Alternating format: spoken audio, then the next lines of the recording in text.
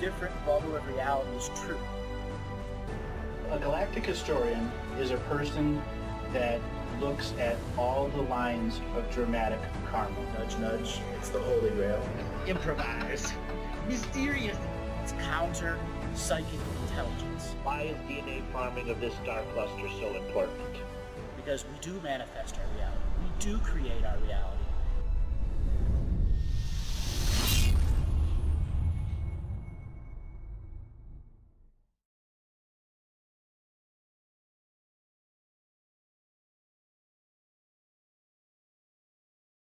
So we were talking about how the implants that the system uses are actually controlled.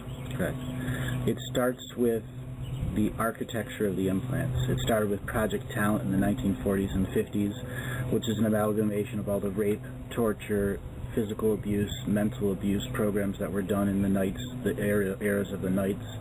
Sexual abuse has been in our society for a long time. It's part of the program architecture. When they needed to upgrade the system so it could affect people on a much heavier scale, they needed to create a system that was an omnidirectional field that could affect everyone. So they created the initial architecture programming field, which is based off of the crystalline mountains from Pine Gap to wherever there's a crystal chunk in a mountain, it's a resonator to create this field. Our world is made of energy, and in between atoms there's an infinite amount of space. And in that infinite amount of space, you can have things that phase in and out of a reality that we believe in. This believed reality has a measurable sentience vibration to it, and an implant can be put into you, and you'd never know it because it phases out from one reality into this physical reality. Like this table that I'm touching is physical, but it's still energy. We just don't perceive it as its energy. So if an implant were to come back into your medulla or into your cerebrum or into your tailbone, it would be able to institute programs on an architecture layer as the fundamental blueprints of who you are. They can remap your genetic sequence. They can change your ancestralship so that you have a different soul relations, and you'd never really realize that they could change that much. And as they begin to work on those very fundamental and subtle layers that we're unaware of because we have amnesia as a species, and when we come through the birth canal, we're unaware of truly who we are. And this technology is fully aware of who we are, and what we can do. And it is being used as a dog collar in some scenarios, and shock collar as another scenario, or a complete and total programming mechanism from you from the top down, bottom up, from the point that you're born. And the architecture is an omnidirectional field that phases in and out of reality, and you could have an implant in you at one moment and the next moment it's gone, but the program's inside you. And that's what the founding of Project Talent was to mass insert the very founding Orion and Syrian Gray hybrid dark technologies, which were meant to be domination and control chipping technology. That was Project Talent, prior to MK Ultra. Project Talent's been around since the World War I. Yes. And it came out of Project Southern Cross, which was Nikola Tesla overview of the Tesla death ray weapons and looking at Archimedes weapons and a number of other stuff. But they discovered with Tesla's experiments that energy is free and you can do it anywhere. They also figured out how to make crystalline implants that had no moving parts inside them. They just literally had a single program, and that program was to be warrior, to be healer, to be scientist, to be this. And they could look and scan the whole world of all the beings living on it and find the genetic sequence in an individual line that said that somebody's going to come into this lineage and it's going to be a powerful soul. And they began what's called predictive modeling. And Project Talent was to put the predictive modeling inside everyone that they could that was in any place that had power, like Mount Shasta, Mount Fuji, the Bermuda Triangle. They wanted to see how souls would come in and begin predictive modeling because it was all about what was going to happen between 2011 and 2014. So needed to build these predictive models by inserting this technology and begin the process of domination and control so they could fine-tune their propaganda and then fine-tune their timeline viewing to look for specific lineages that they had already targeted in the 1900s, from 1900 to 1917. The Spanish influenza was actually released to actually kill a specific portion of people that had a genetic sequence in them that they couldn't control. The implants wouldn't stay embedded in them, and the programs wouldn't stay embedded in them. How successful were the implants? Would they always work? Tortuously successful. Were they? Yeah, torturous. So would they give more or less complete control of the individual, or just control of that aspect of the individual that they want? The individual gave them control. That's what it was. It's the torture and abuse until you break a person into 3 or 4 or 5 personalities. Dave Corso is a survivor. So would they do that and implant them? Yes. Yep. That Project Talent was to do that. You were tortured and abused, and then they'd stick implants in you. If they just implant you, that's not enough? They've got to break you? In the Project Talent, it wasn't enough. The technology wasn't refined enough, and the predictive modelings weren't strong enough. Dave Corso, he's a survivor of Project Talent, and I've worked with him many, many times, and the types of technology that he has in him is even more advanced than what they have today, but it was too much, and they broke him into like 700 different personalities, and then split his body into a few thousand different clones, and then timeline traveled him around all over, and then put him in different dimensions and different universes. And they needed to see and predictive model what their control systems would do if they made him a sleeper agent on another world. I mean, that's the plot of a whole series of movies. Just there, right there in that paragraph. The whole thing is, remember, Earth is connected to the dreaming minds of millions and millions of other planets. So if you give a person a belief structure that they go in, just like the Mars program is, if you give people a metal box with alien writing and say it's a jump room, they'll believe it and make it work. Yeah. It's the same thing with implants. They're trying to get us to make a belief system so that they use the conduits of Earth, which is the dreaming mind of Earth, which means you can mentally teleport yourself to the dreaming mind of another world and then solidify yourself there in a skin suit that's the same as another world. So you can create massive amounts of sleeper agents on other worlds. And that's why this world is in quarantine, because they know that it'll spread viral. So it's all about belief in the end. Now, we about belief and sentience.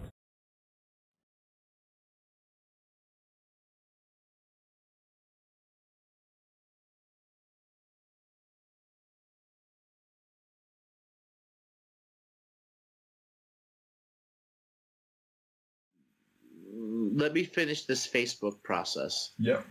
And now, this doesn't just Facebook. This goes to YouTube and any of the other high-end competitors, whatever country-specific origin that they have.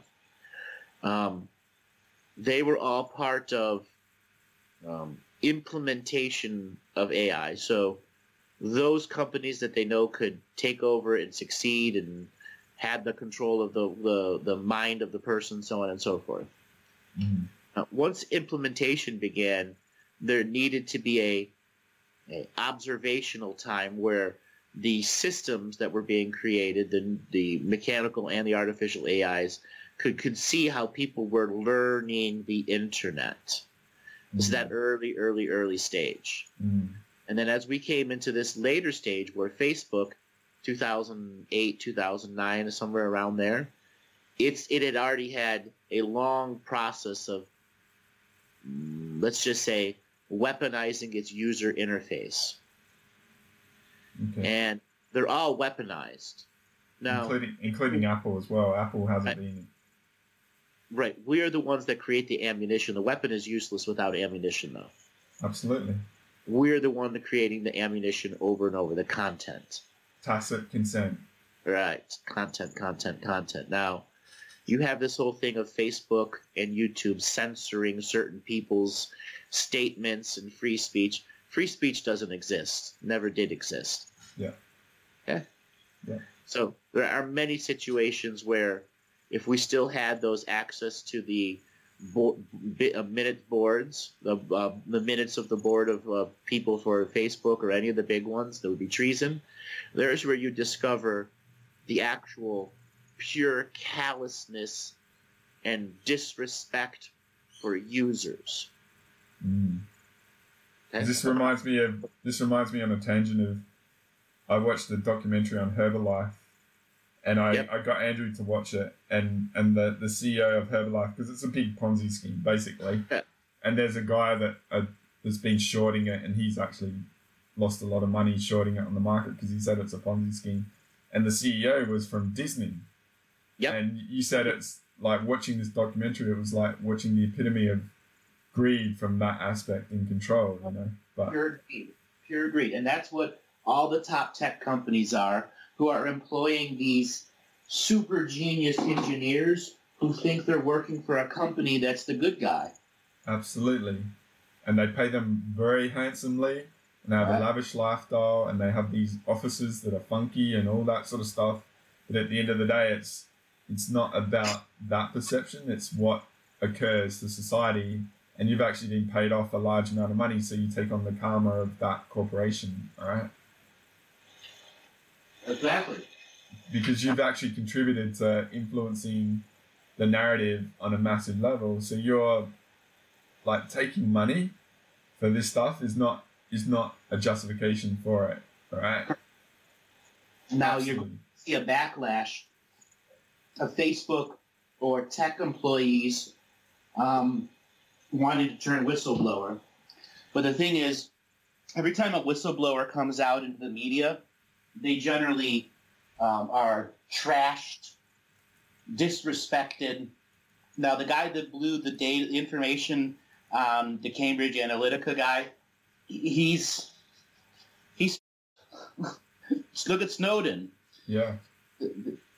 And many of these guys that are going to become new social justice warriors, they're going to just use the game against the system itself. Yeah. Because they're going to realize there's no point in whistleblowing anymore. Okay? What am I going to do? Write a book and live in hiding the rest of my life? It's the reality is so masterfully created that it truth isn't rewarded at all, you know? Right. And then we have a materialism, consumer-based society where maintaining a standard of existence is very difficult. So why would you want to, unless you're a real zealot, and I would put myself into that because I've sort of had stuff forced on me and I've had to work my way through it, and I'm in this unique position. I know I'm pretty unique in that respect, related around you and the people I do, because I do a lot of spiritual stuff on many levels, all right? But I've had this forced on me in a way which has made me be who I am. But these people going against that, it's a very brave move, right? On many levels. And you shouldn't underestimate the courage to do it, because would you do it? And would you challenge every day of survival from that point on in your life? Would you want to choose that? You can't. And the answer is no. Because their choice is write a book and live in hiding, because they ultimately have to live in hiding and then go on book tours. That's what ends up happening, or they go to jail. Yeah. They end up getting forever lawsuits by the companies that they can't afford 12 years later. So there's a new brand coming out. It's called Social Justice Warriors, where you'll have people that are just going to leak really bad shit to the social justice system that will just hammer it against Facebook, YouTube, here or there. Like the Anons, the thises and the that. But my statement is, any new whistleblower that's going to come out using any of the existing systems to blow whistle, be it government, social justice, it's still a waste of your time. Yeah. If you truly want to make a difference, you will write a detailed biography of what your day is, and then assemble other people that have the same thing so that you can build testimony that you put out in book format, digitalized, so there's an archive of the corruption that isn't just one person, but scores and scores of people confirming and affirming it. Yeah. Because what it's going to do is this social activist sort of thing is going to be drowned out by the sheer volume of stuff and the nonsense and the extremism, and then it'll get infiltrated and distorted and then controlled, which is a pattern that's always been employed. But this also gets back to me, where you had, it's the choice between an activist or a healer. Mm-hmm. It's like, do you want to be an activist in this stuff, or do you want to channel that power that you have and that fire inside to learn a healing modality and become one of the 1 billion healers of Earth, you know? That's right. Because people, I get what you're saying, and there's this genre of people out there that think they have to put it on a plate for others to find, when you don't have to, because you have to, if you are, instead of proactive on that, you're passive and you allow people to work it out themselves, then you'll be a match for those people that have come to the other side and worked it out, that have already developed the skills to know, you know? So why do you think you have to actually get involved in that, you know? Because you think society can't tie their own shoes, you know? The thing is, you have who listen to the global narrative, who listen to the news, who listen to free speech, who listen to the rules that everyone think is what's right and what's wrong. And then you have a person that's a genius and understands that these systems that are being created with very nefarious reasons behind them. And you have very nefarious people that come into your office building who don't work there and determine how the systems run or don't run. That's at all the tech giants and all the cell phone companies, every car company too. You know, we haven't talked about the automated navigation systems or just the passive computer observation you have in cars from 2004 to now, and all the cars that are, you know, being driven off the road by remote activation. And there's actually a news special, I think it was a Texas news station, that showed how you could hack a car while a person was driving it and make it stop and go off the road. Okay? And there's dozens of videos out there that it's been done. That concept's been out there for maybe 20 years, you know? Right. As well as every airplane commercial airplane right now too. Yeah. That's what happened to MH370, so on and so forth. Yeah.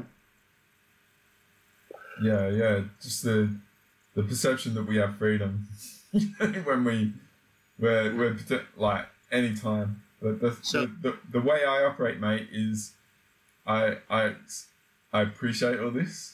Yeah. It doesn't change how I feel in myself, right? And it shouldn't. I was just presenting a way to perceive it. That's it. Yeah. Because this, to me, all right, this whole infrastructure is all designed to keep us away from our human power.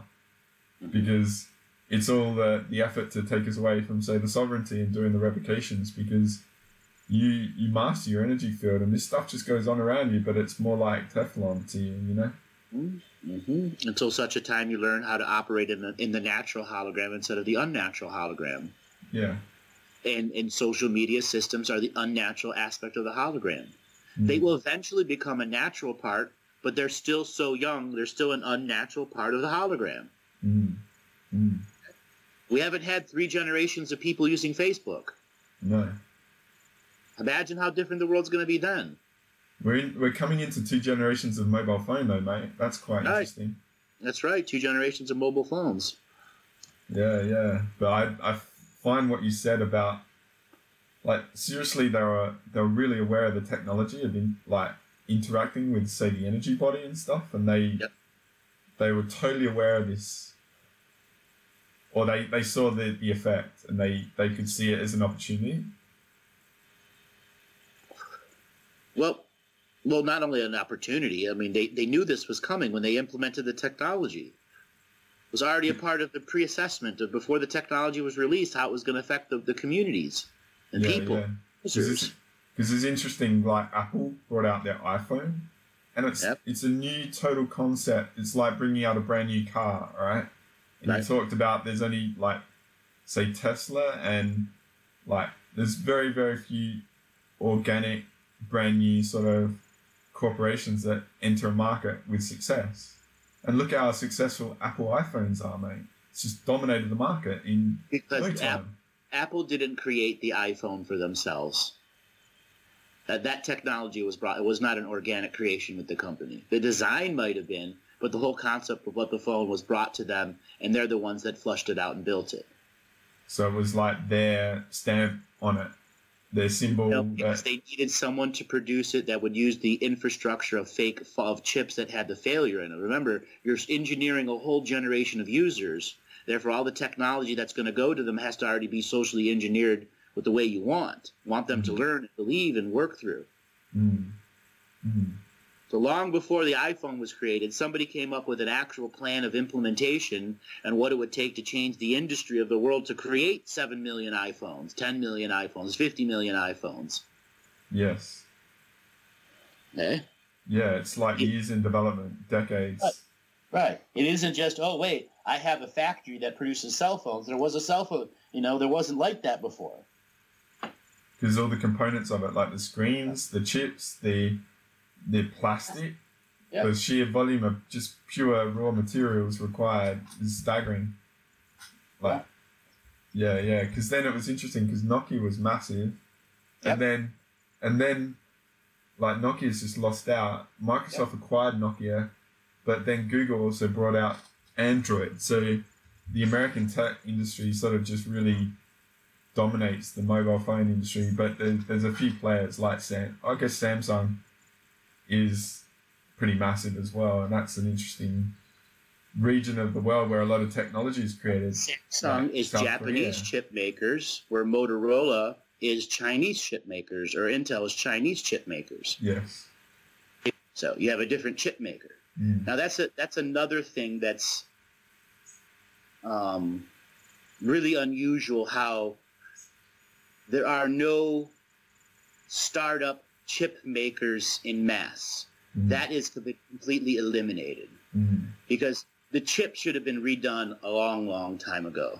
You know that, right? Yeah. It's just like we're gonna increase, like, say, the memory chip from 16 meg to 32 meg, and we're gonna charge the market when we've got gigabit chips out there in the back ready to go. Right. Like we're gonna bleed the market and hold them back and make them want more. Right. Just like earlier when I was telling you about some of the lower-end technology that could have massive impact that North Korea could release. Yeah. This happens worldwide. People have ideas that have been limited by the infrastructure that's already there. They'll never be able to beat it. Intel will just buy you out or kill you. Okay, I've got an interesting theme, right? Because we'll stick with the corporations and their psychology and stuff. Okay. Obviously, there's a lot of, interesting personalities and stuff. And there would be, by the sheer focal point of these corporations and their volume and their resources and their looking after employees and stuff, there would definitely be a lot of altruistic, really genuine people that are brilliant and geniuses and stuff. What happens in the culture of these companies with these things? You're talking whistleblowers and stuff like that. They get stamped out because as soon as they go against the grain and have to go against a management personality that says, no, you aren't going to expose me or what I'm doing, even though I was told by the board to do this secretly, or no, you can't say about these private contractors with no IDs who come here and look at our raw systems. They have inside their contracts non-disclosure agreements that essentially, almost put them in a debtor's prison if they ever reveal any secrets. Yeah. So yeah, they get crushed. They really have to go against the grain and become whistleblowers, the essence of it, and put their whole life at risk. Or essentially sell their soul out for their comforts. Right. Or leave the company and try to do their own tech startup and ultimately realize that can't.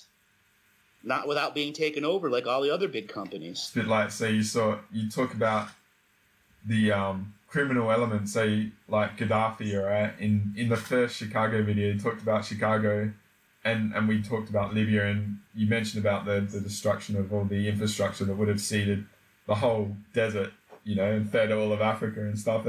And what you said about him was all these criminals, they get to a certain level and they realize there's just this much bigger level of criminality going on, and they're just a small piece of it. And they realize how futile their position is because the structure is just so masterful. It's amazing what goes on here. It's just so intricate and so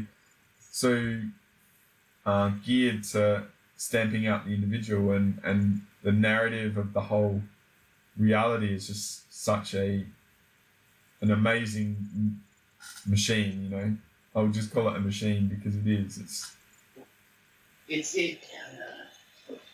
You know what? When we're getting back to the idea of the criminals, when those state-sponsored criminals at that high level realize how the global criminal system really is, they all become legitimate for a reason. Yeah. Because there's more money in legitimately f***ing everyone than not. Yeah. Yeah. Like they move from being an activist to a assimilation into the system, but they've got dirt on the the worst players, you know. So right. So Gaddafi's new form of criminality as well. Let's see. I go off the petrodollar, go onto gold, turn Africa green, and have all the food resources and revenues right there. And I can charge whatever I want direct to Europe because it's only like a, you know, day boat ride. Yeah. Fresh food. And the funny thing for me was, like you said, they got to this level and they realized they could do the most, they could frack up the reality the most by going good. And it was like, who would have thought? We go legit and we do the most damage. Let's do it. Right. But how about, all right, we'll focus on these tech companies, all right? And we did the series of the 1990s, which is about brewing the lawyer class, all right? Yeah.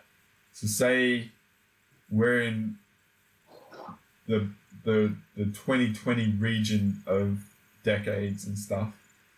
Obviously, there's a lot of super geniuses and tech people and stuff that had to be cultivated, all right, to be players and components into getting these sort of organizations to where they are.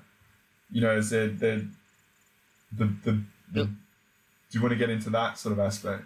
Yes. So just as they knew during implementation that they would need massive corporations, all those corporations would need lawyers to protect the new burgeoning thing called intellectual property.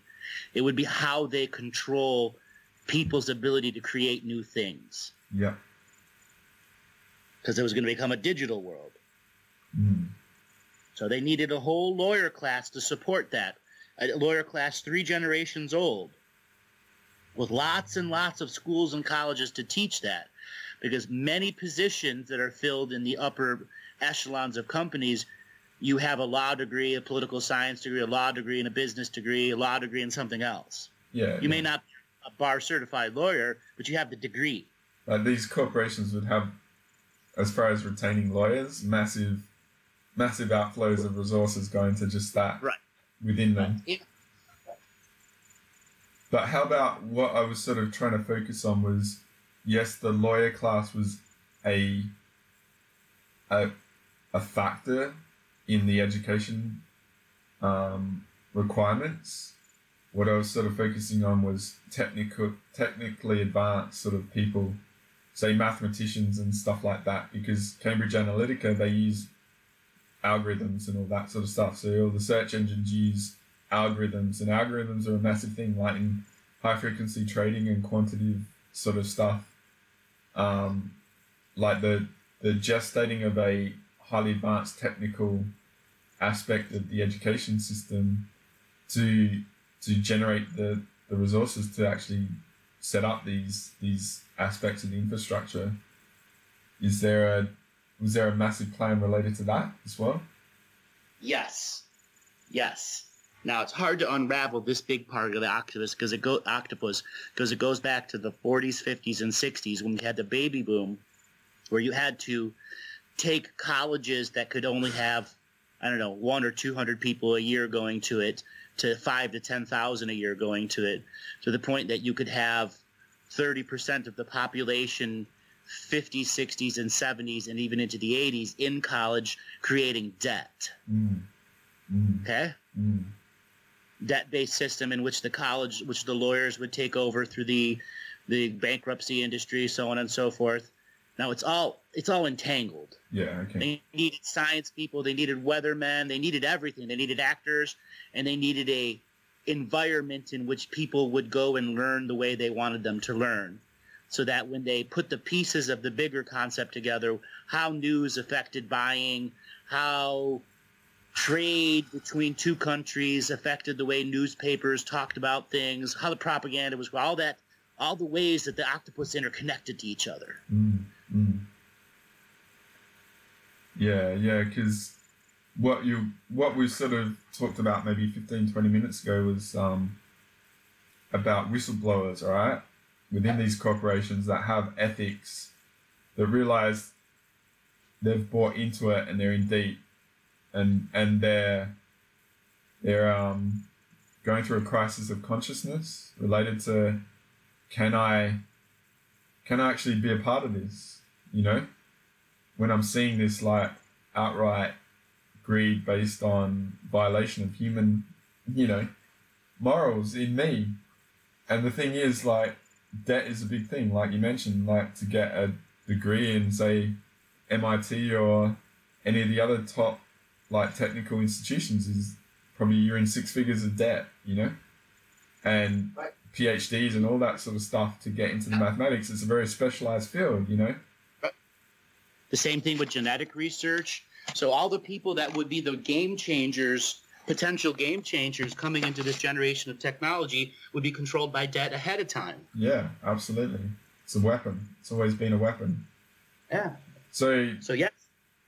So what I was always wanting to focus on is, say these people that have good lifestyles, right? They've made a lot of money and stuff.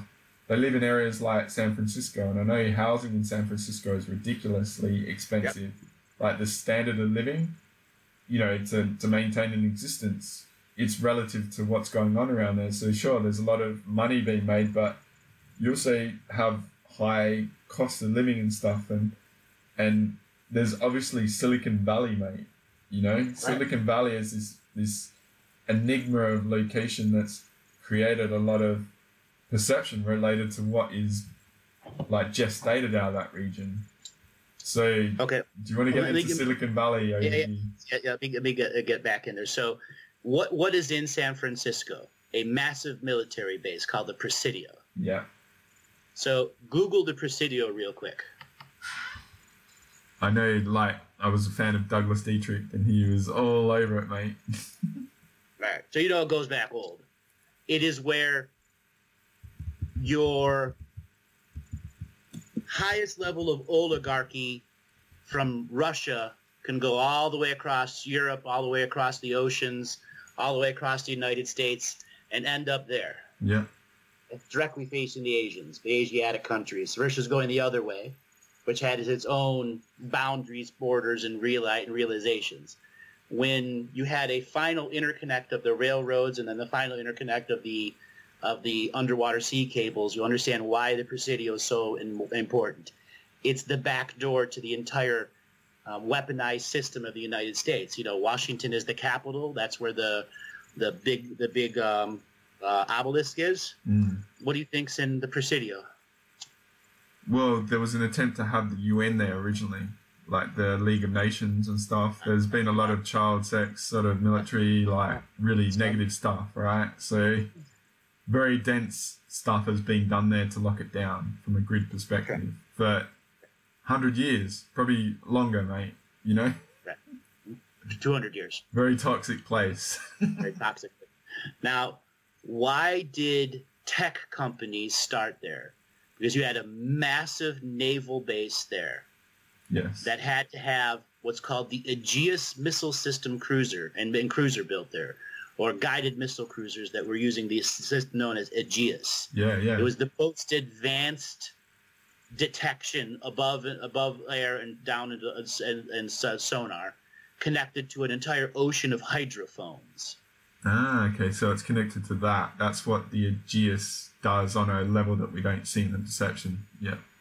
As well as it controls HARP-based weaponized microwave attack systems, so that they could take out jet aircraft with electromagnetic pulsed weapons that could come up from ground-based stations, or ship-based stations, or missile-based EMP weapons. Yeah, like the Aegis weapon system is a global interlinking of all these ships that have missile launchers and stuff. So it's really like automated ships, like sort of remote control.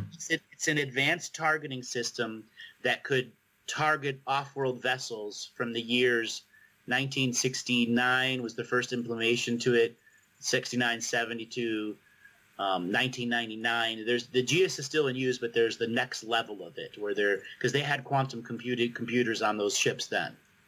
Okay, because Australia's just got into that, the last 10 years. Like we build the technology here in my city, like it's right because we're near a very powerful womb shark, right? It's developed in Pine Gap. That's why. It's all related. Anyway, so let's not get bogged down in that stuff, though. So why Silicon Valley? As I said, there was a massive need to have parts built there right next to the Navy base that could be overseen. Now, Los Angeles as a city had massive skunk works all around it and stuff was being built. But as Los Angeles became Hollywood, it became very hard to hide things, and it became very difficult to control personalities who could party their ass off in the Hollywood scene. Yeah. So they needed to divest out of those locations, and the first place they went is San Francisco. Build the technology here, it goes right there. Now, when you had Reagan, who approved Star Wars, it also approved an investment system to begin implementing high-end products, such as the first computers out to big companies that wanted to start correlating their own accounting data, so on and so forth, until naturally they organically grew. Microsoft, all those other ones, Apple, Microsoft in the Northwest, but they were still in San Francisco too, because that's where the money was. Yeah. This is pre, Seattle becoming a tech hub, sort of. Well, Seattle had Boeing at it. True. Okay, so Seattle was a mini San Francisco. Now, Boeing, I think, was 1960s, but it was just an Air Force base, really. Anyways, but there was a shipping and container system going through there too. Yeah. It's interesting what you're saying about the investment. I get it, because just this year, or in the last 12 months, Australia's structured the government to actually set up a lot of funding for defense industries, seed funding. So it's like the groundwork for all that going on here now, in a big way. Right. And there's two reasons for divestment in that. So America is not going to maintain selling technology to make up for its black market debt. Yeah. They have to let go of that, or they're going to have major issues in their fiat currency. Yeah. So they're now divesting it into their partner countries to create the engine of sellable war tools. Yeah. Yeah.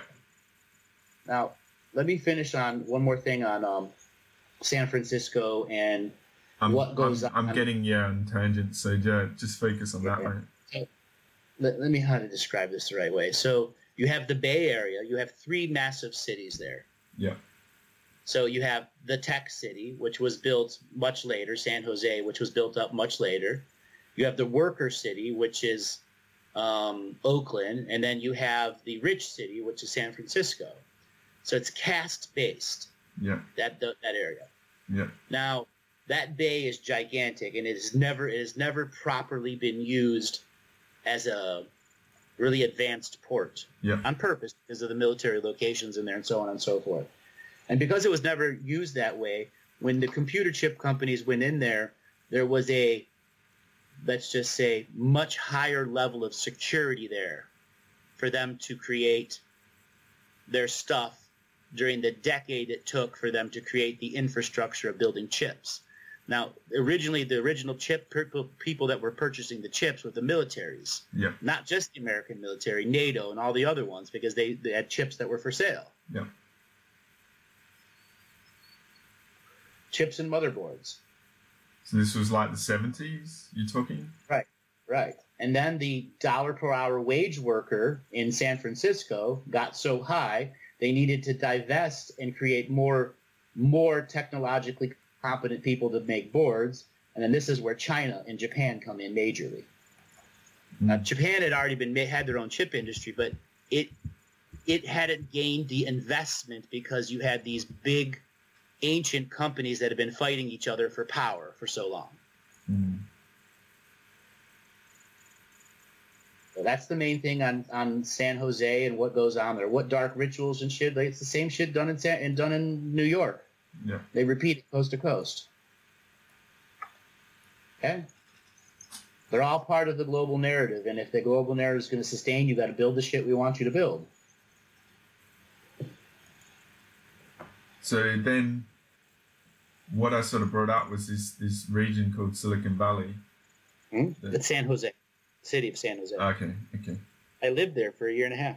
Yeah, because it, like in the world, like the whole world, like Australia and stuff like that, the rest of the world, we all know about Silicon Valley. We all know about it. It's in the narrative of this sacred place of technology creation in the US, and billionaires and lots of money and all that sort of stuff, like Oracle and all the major corporations want a piece of the pie. There. Yeah, it's status, you know. So that military base, the Presidio, it was also, it controlled at least 50 submarines that were ICBM submarines that would go in and out of port never seen, deep underwater bases. Okay. So all of those submarines needed their own infrastructure, protected technology delivery, so on and so forth. That when you had, let's say, remember when Clinton was trying to close down a bunch of military bases early on in his presidency before Monica? Yeah, we actually talked about that, I think, in the first or second weather age of resolution, and I had it on the list to talk about, but we got sidetracked about topics and stuff. This was the early 90s, and they realized that there was a lot of stuff going on in these bases that they had no oversight on, was especially over in the Florida region. Yep. So when Clinton began dismantling the base system, because there was a massive corruption ring going on, is where many operators who had technical skill sets suddenly became available to the billionaires who were told, we want you to build chips in the millions, not in the thousands anymore. So you had a transfer of private government workforces under NDAs and secrecy agreements suddenly working for private corporations now. Yeah, and you see a bit of a revolving door related to, say, higher-ranking members of defense becoming board members of corporations and getting big payouts, like life and comfort, but they're still part of the structure, you know, the infrastructure, contract holders and stuff. So, yeah, getting back to just that example with the bases, you said Hurricane Andrew basically was a big Earth event to clean out some of the negative bases over in Florida region. Like Earth got really pissed off, and she created a big storm called Hurricane Andrew that cleared out a lot of crap related to these base closures and stuff. Right. Yeah. So there's another little line here I want to add. Just give me a second to correlate this. This is like one of those dangling threads that needs connection. Absolutely. So we talked about Presidio, the Aegis missile system, basically the West Coast fleet major West Coast fleet is there, and then Los Angeles. You have the sub bases, you have the Air Force bases, you have Guam,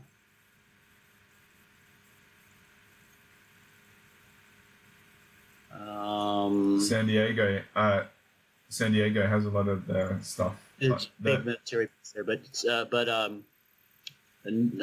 San Francisco is bigger. It's very interesting, right? At the moment, I know you're trying to thread stuff. I just saw that the Navy air stuff, they're wanting to move to this region that's in the middle of nowhere, and it's sort of like smack bang in the middle of San Francisco, LA, and Las Vegas. Okay, that's interesting. I'm just trying to finish this thread. So I want you just to imagine California, Portland, and Washington, the entire west coast of the United States. Yeah. You have San Francisco, which is the tech hub of the United States. Directly on the other coast, you have Washington, D.C., which is the political hub. Yeah. It has all the esoteric symbolism there. Now, what is the main city that has the rest of the esoteric symbolism that Washington, D.C. is supposed to have? Right now, it's still San Francisco, but Sacramento is actually the opposite of Washington, D.C. It's the point of the military head, because Sacramento is the capital of California. So if you ever get to go into the city of Sacramento, you see all these weird things everywhere, just everywhere. And the Sacramento River, the headwaters of the Sacramento Rivers come right out of the mountain range, and you have all the power right there. You're talking sacred geometry infrastructure, basically.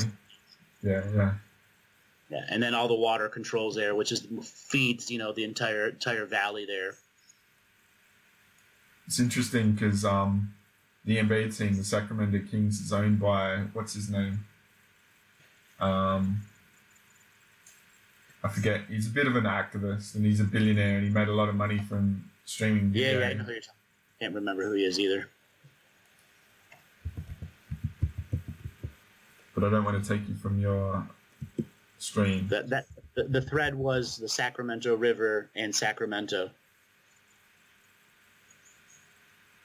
because that's what connects the esoteric power.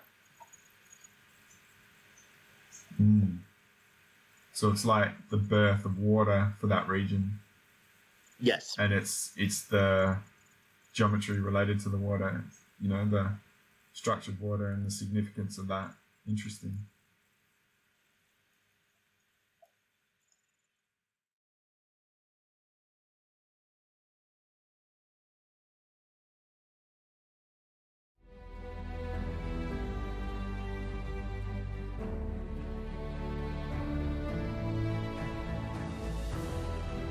Each different bubble of reality is true. A galactic historian is a person that looks at all the lines of dramatic karma. Nudge, nudge. It's the Holy Grail. Improvise. Mysterious. It's counter psychic intelligence. Why is DNA farming of this star cluster so important? Because we do manifest our reality. We do create our reality.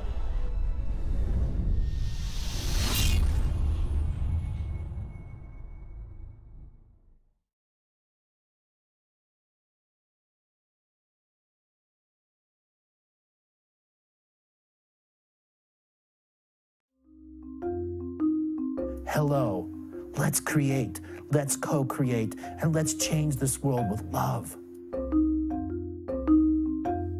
No matter if you're from Alpha Centauri or Earth, we all began with the same birthing process.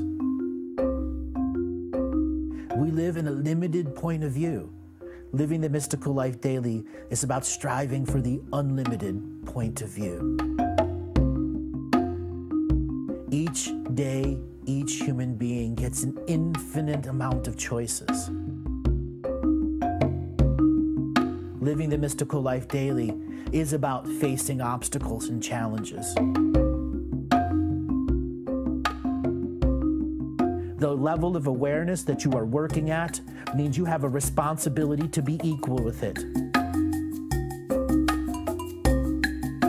How does one truly let go of expectation?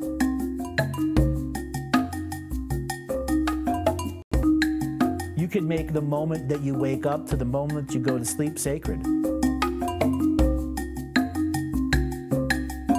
The keys to success: choice, choice, choice, and choice.